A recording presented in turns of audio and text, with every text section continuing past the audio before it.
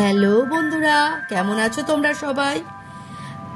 আজ আমরা চলে এসেছি কোন্নগরের দ্বাদশ শিব মন্দির ঘাটে। খুবই সুন্দর এই মন্দিরটা। তোমরা আমার সঙ্গে থাকো আর দেখতে থাকো। আজ শ্রাবণের দ্বিতীয় সোমবার। দেখো, এখানে কাঁচের চুড়ি থেকে আরম্ভ করে প্রচুর পুজোর জিনিসপত্র বিক্রি হচ্ছে। আমরা আস্তে আস্তে মন্দিরের ভেতর প্রবেশ করছি। এই মন্দিরের ভেতর ঢুকেই প্রথমেই আছে জগন্নাথ দেবের বিগ্রহ। দেখুন আমার সঙ্গে, আমি আপনাদের জগন্নাথ দেবের বিগ্রহ দর্শন করাচ্ছি। আর এই মন্দিরে রথও উদযাপিত হয়।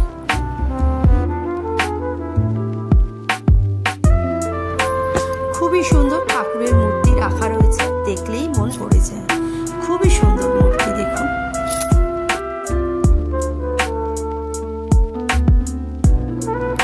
আমরা আস্তে আস্তে মন্দিরের ভিতর প্রবেশ করছি। এখন শ্রাবণ মাস বলে সারাদিনই মন্দির খোলা আর সারাদিনই পুজো দেওয়ার ব্যবস্থা রয়েছে।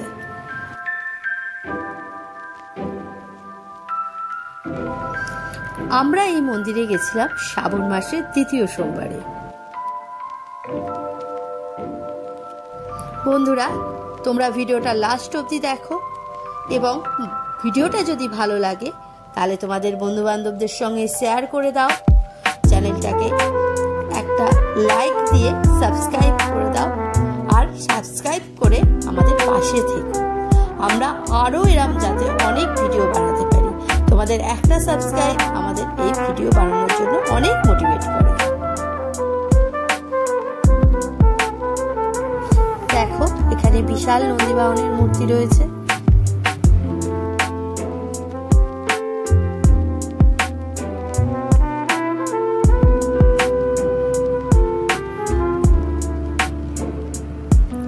আমরা এবার মন্দিরের দিকে উঠে যাচ্ছি।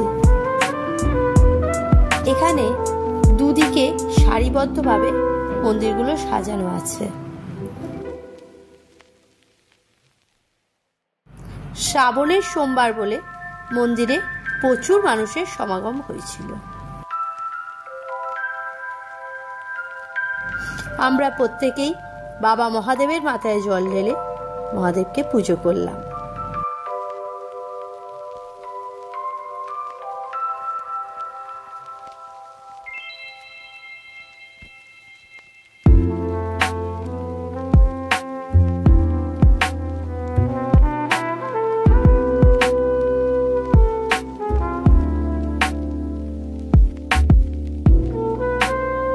এই দুদিকের শিব মন্দিরগুলো অনেকটাই দক্ষিণেশ্বর আদলের মহাদেবের মন্দিরের মতো তৈরি করা। এই পাশে ছটা, ও পাশে ছটা, তাই দ্বাদশ শিব মন্দির নামকরণ করা হয়েছে।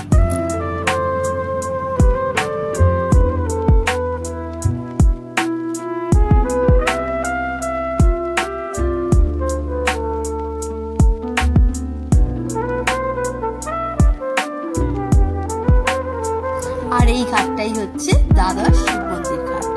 এখানে অনেক সিমেন্টের চেয়ার টাইপের করা আছে। বিকেলবেলা গিয়ে অনেকেই এখানে বসে গঙ্গার সুন্দর দৃশ্য উপভোগ করে।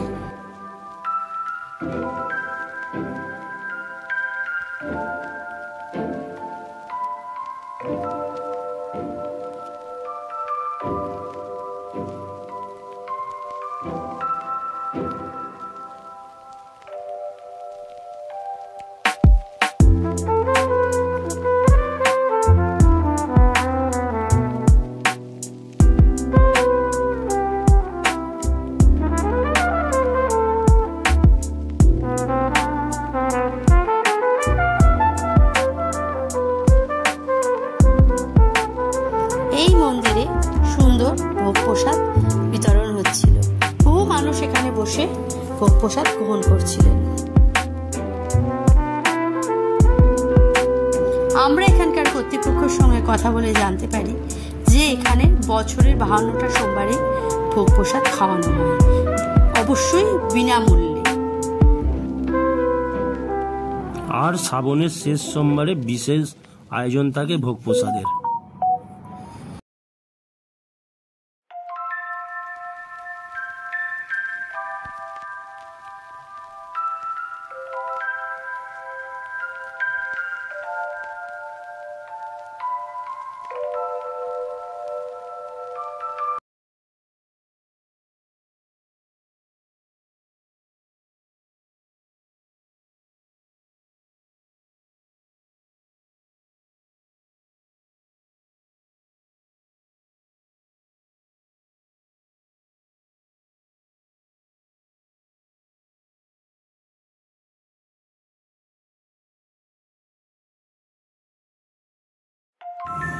বন্ধুরা দেখুন, এখানে বহু মানুষ বসে প্রসাদ গ্রহণ করছেন। এখানে বসিয়েই প্রসাদ খাওয়া হয়, এখান থেকে প্রসাদ নিয়ে যাওয়ার কোনো ব্যবস্থা নেই।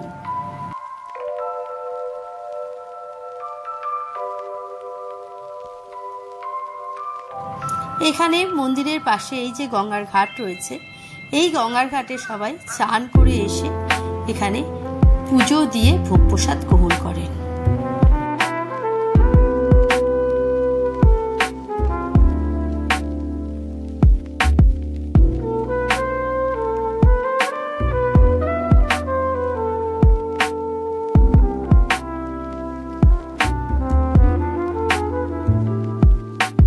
জগন্নাথ দেবের স্নানযাত্রার সময় এইখানে বসিয়ে জগন্নাথ দেবকে স্নান করানো হয়, এই বেদিতে বসিয়ে।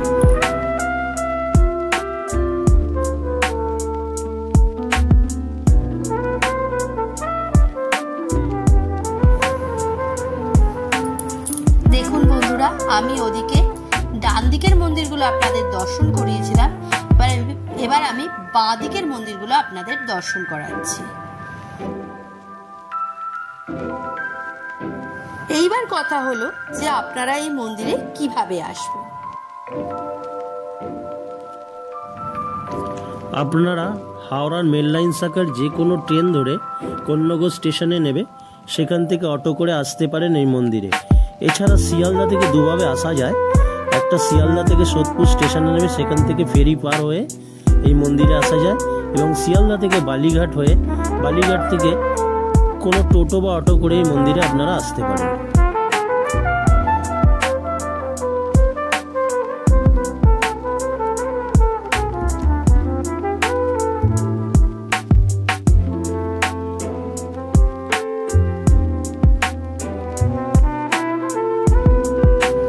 প্রচন্ড বৃষ্টির মধ্যেও এই মন্দিরে প্রচুর মানুষের সমাগম ঘটেছিল।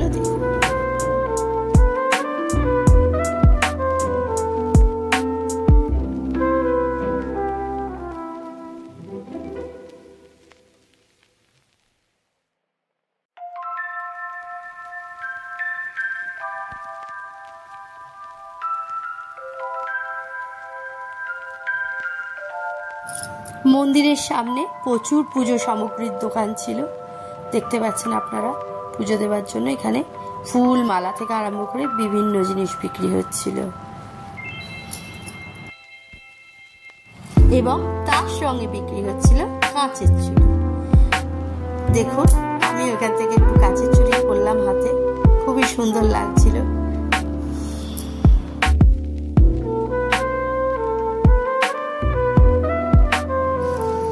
লাস্ট অবধি ভিডিওটি দেখার জন্য আপনাদের সকলকে অনেক অনেক অনেক ধন্যবাদ। আপনারা সবাই ভালো থাকুন, সুস্থ থাকুন, এবং দেখতে থাকুন আমার channel nature view with Sutapa. ধন্যবাদ। আমার গল্পটি আজ এখানেই শেষ হলো। আবার আপনাদের সঙ্গে দেখা হবে অন্য কোনো নতুন ভিডিওতে।